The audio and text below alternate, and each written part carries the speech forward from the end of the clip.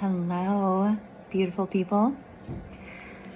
I have been contemplating what to do for my ASL sign today. So I thought, okay, what am I practicing in my real life?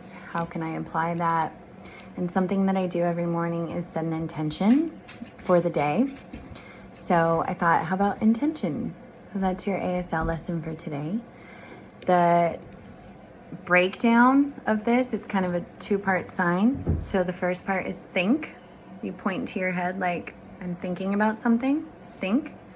And then with your non-dominant hand and two fingers, you kind of go like this, switcheroo, I guess.